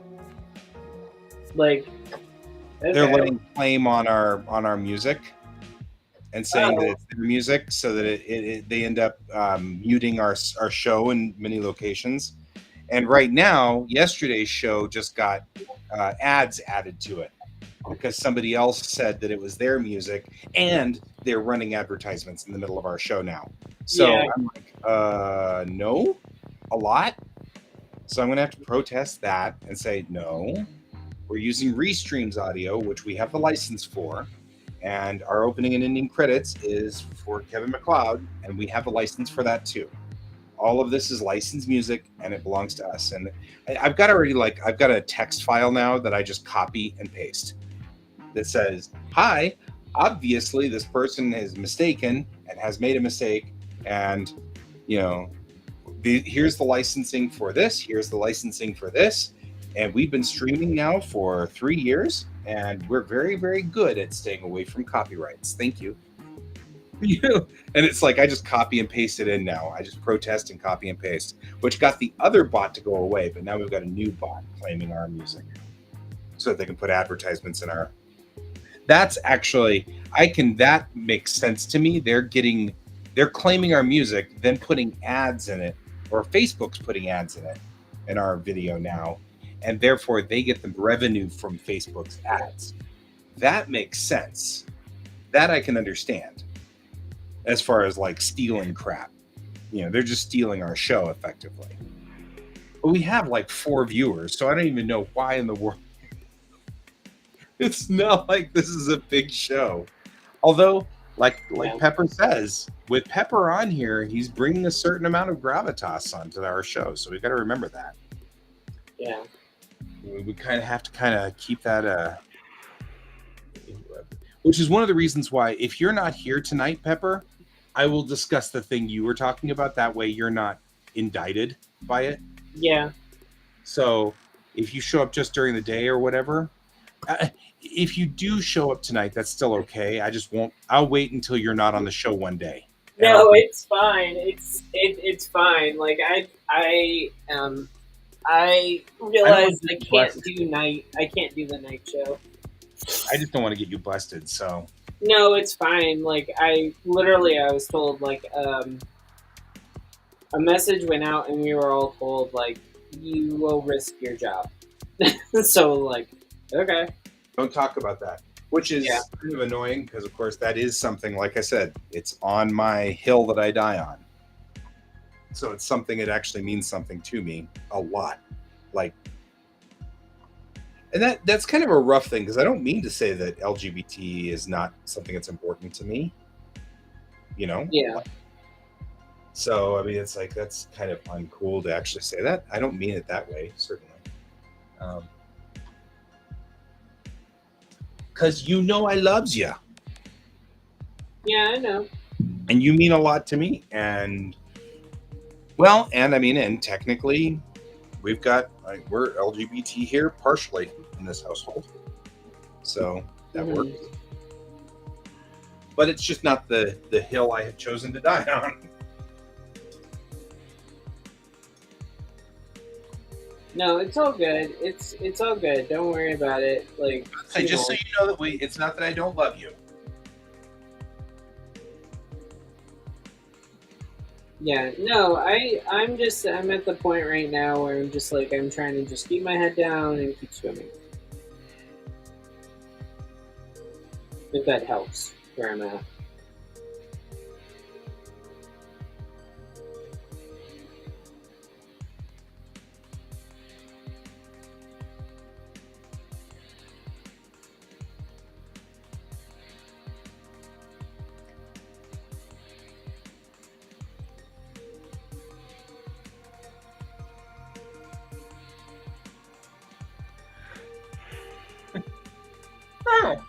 Graph's like, did you get hacked again? Yeah. I'm like, no, he's helping me out. I asked about shiny watercolors because me. Shiny is awesome, man. I'm just saying. Okay, I'm configured on Clip Studio, I think. I'm trying to decide if I want to flip the sides, though. Because I think I actually draw from this side. And I think I do. So I'm thinking I might want to draw configured with all of these guys on the other side. Which is fine. I can do that. Betcha I can just take this section, maybe, and put it... maybe not there.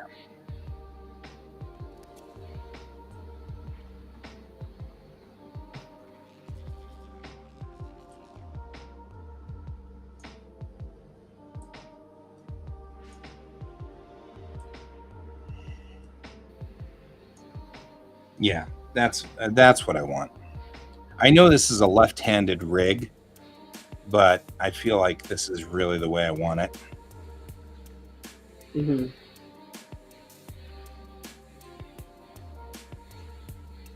So Bill has a very solid point. I think that maybe it is a good thing to every so often just restart everything and clean it all up and stuff. Mm-hmm. I think he's right there. I don't like some of the other things, like, for example, all of my cool pens and all of my Willock tools and everything like that are all gone. I'm going to have to reload all those guys again because it doesn't remember that. But I think that this is a better design. I'm going to switch to my WinKN attacks monitor here and then reset this so it's in the center.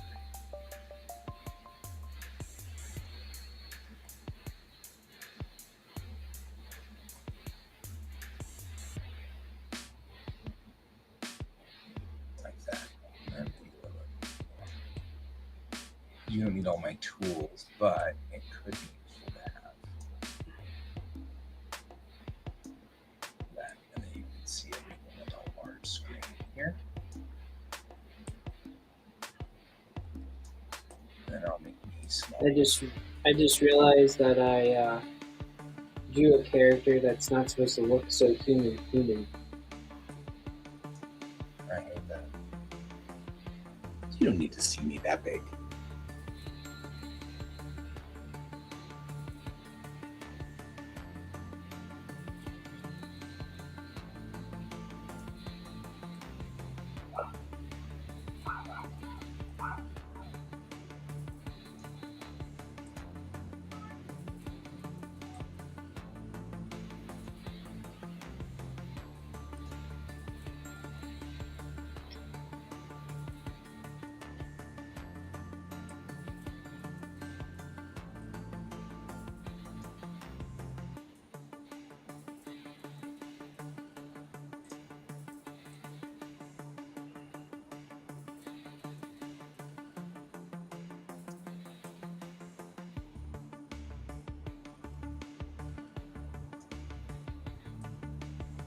So while you were gone, Pepper, we've actually made quite some progress.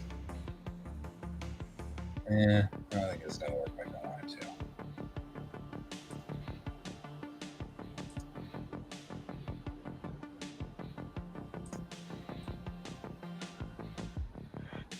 Good. So, I mean, Awesome. between Kayan and I, we're trying to remember to call him Kayan though, which, you know, it's easy Sorry. for other people than me. You told me that his name was Brian. I know. We're trying to remember to call him Kayan.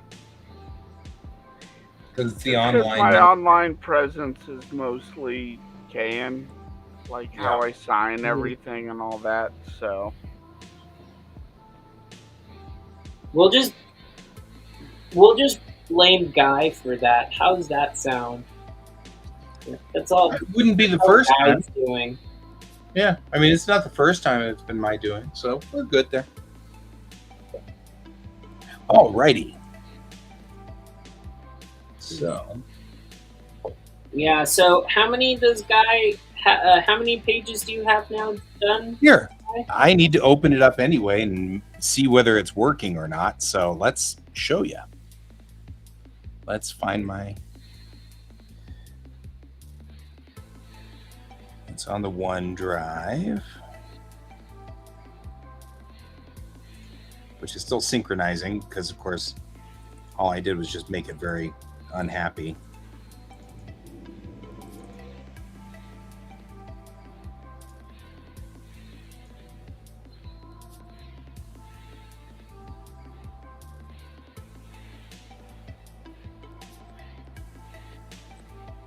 Well, that didn't work. That didn't work either. Okay, so we had a collision between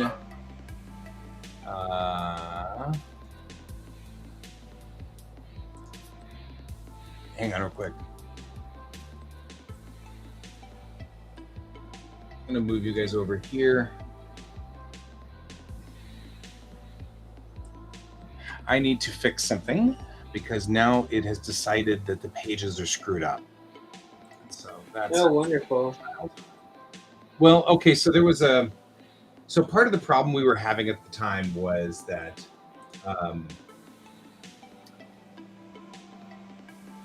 I had to keep turning off OneDrive so I could get resources back. Okay. And so the local OneDrive on my computer was straight and correct, and the cloud version was not. And when I reinstalled everything and moved stuff around, I reconnected it. And when I did, Microsoft said, oh no, there's a discrepancy between the two. Mm-hmm. And instead of letting me have the option to say, prioritize what's on D drive over what's in the cloud, it has decided to instead take anything that has a discrepancy and just make copies of everything. So now I have to go through and fix that. So we're gonna have to go through and mess with that real quick.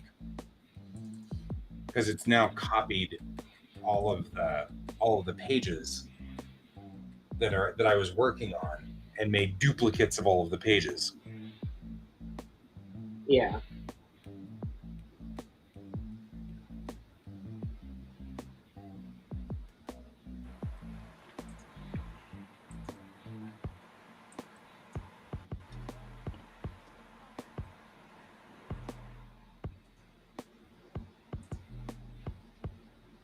However, it looks like it's not actually that bad. There we go. Now it should load. Shablooey. Yeah, well, should.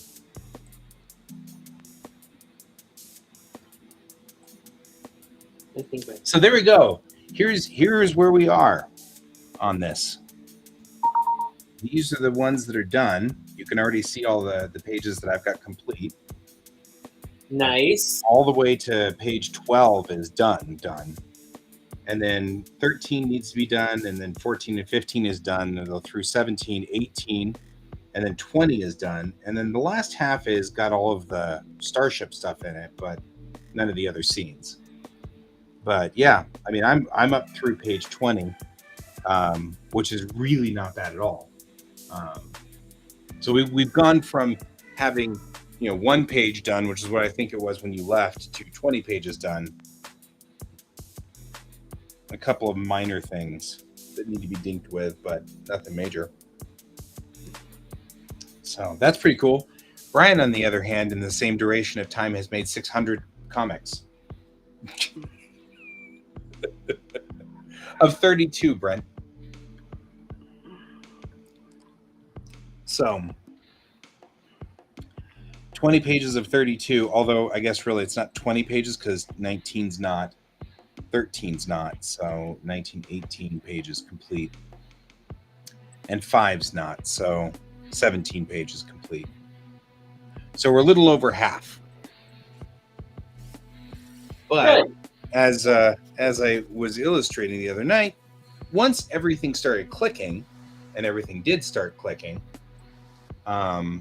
Okay, Brent, I've either got to choose Airship 27 or I've got to do my comic, one of the two, but we gotta figure out, I mean, I do switch back and forth whenever I get tired of working on it, but I do like to stay in the groove while I'm in the groove, which is the other reason why I'm annoyed with the rebuild. I was in the groove. I did like 3 pages in one day. I mean, they weren't complete pages because I had already done like 1 or 2 panels, but you know, I went in and repopulated all the other panels, drew all those panels, and rolled them out in one day. So 3 pages in one show. I mean, not just one day, in 1 2-hour show. So it worked. However, it looks like we're live again up on this thing, so that's not bad. Now, if I can just get Daz Studio clear, we'd be able to do the next scenes, and all will be good.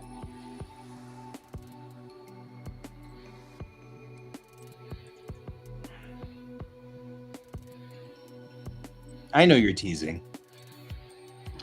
I like this page. Look at this one here, Pepper. Like this is like Ooh, nice page.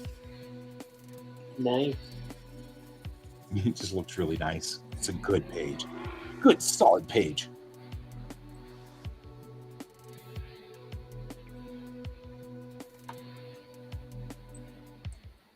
All right. I am trying to do fixes right now.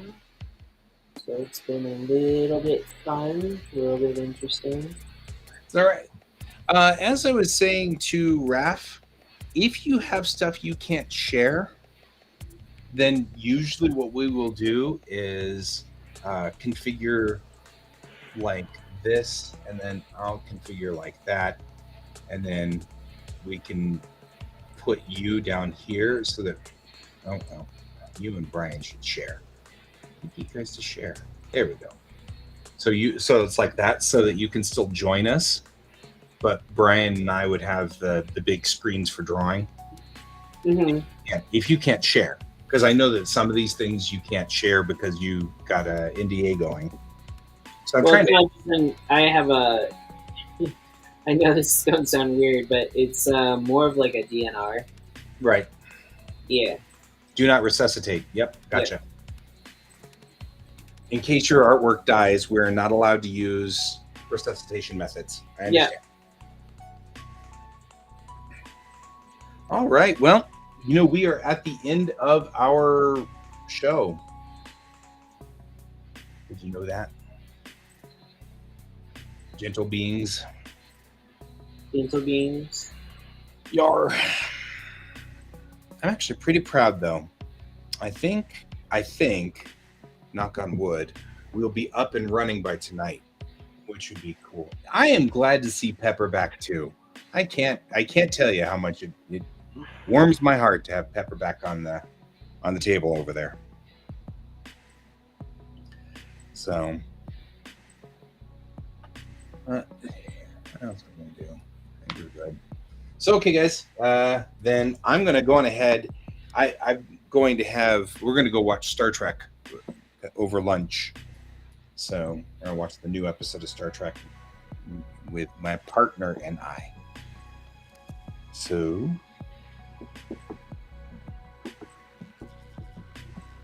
okay. Oh yeah. Brent's saying he needs to bug Bill at some point in time about stuff he does, so that Brent can get new ideas. We need to grill Bill's brain. I'll be back here tomorrow. I don't know if you'll be back here tomorrow.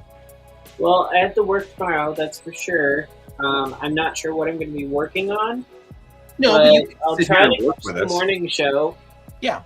But like right now, we're just as far as like an update for us, like as far as workload goes.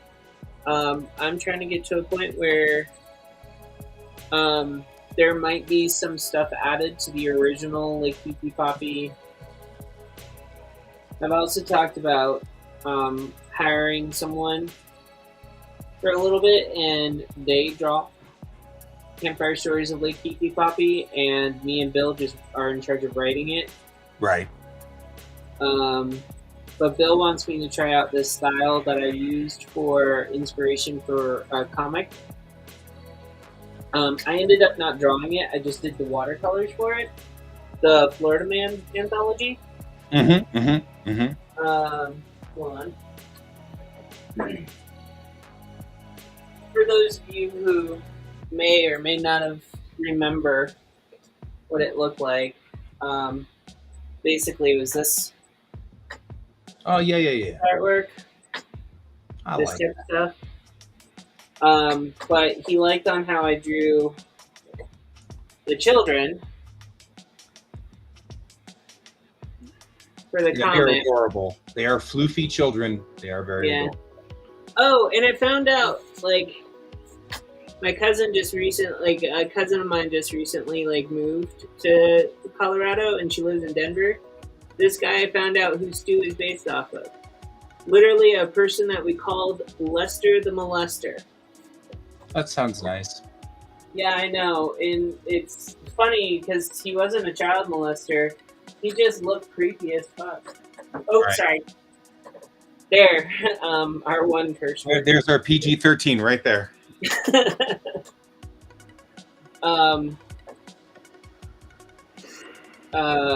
Yeah, I was just like, he was pretty creepy. He was pretty creepy. Not as bad as other people, that were walking around on job sites.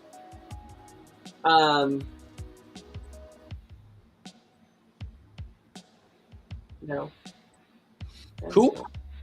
Well, then what we will do tomorrow or tonight, Brian, if you'll get started, I'll be here. I'll just be coming in late.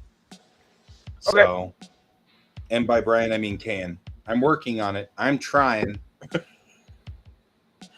But yeah, I will.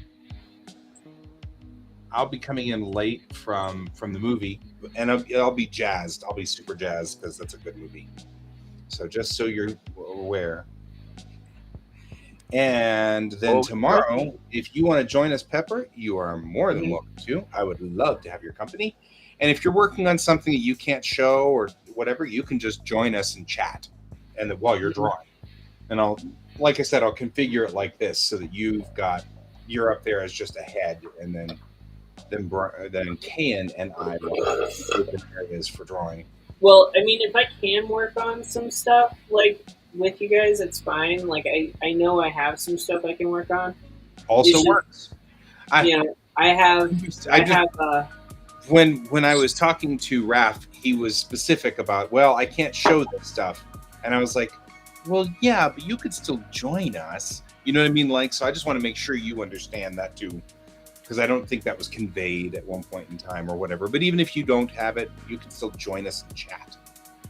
Well, and I can also tell you right now, coming up, I'm hoping to get this stuff, but I ordered a bunch of new watercolors as well. So I'm waiting on those to come in. There was like a 60% off sale at DaVinci Paints. And then they came out with like 2 new colors that they don't really offer. But like 1 tube was like $40 and they had a 60% off sale going on. So it was like, okay, sure. Yes, let's do that. So. Oh, right. Well, that's cool. Yeah. So I'm just going back and forth. I'm trying to make something look mischievous in like a cross between mischievous and dark. But like the more I keep doing it, it's like the more it's like, no, let's make it more cute. Sorry, I'm just distracted a little, and I'll stop talking. It's all good, man. You don't need to. It's fine. Okay, so I will go on ahead and get going. Okay. And I will see you all later. Do you want me to shut down the show? Yes. Okay. Then I will see you tonight, Pan, and I will see you tomorrow, Pepper. And may the force be with you all, always. Bye-bye. Ah. Bye, Brent. Thanks for joining us. Appreciate you. I really do Bye. appreciate you. So good to have you here. See you later.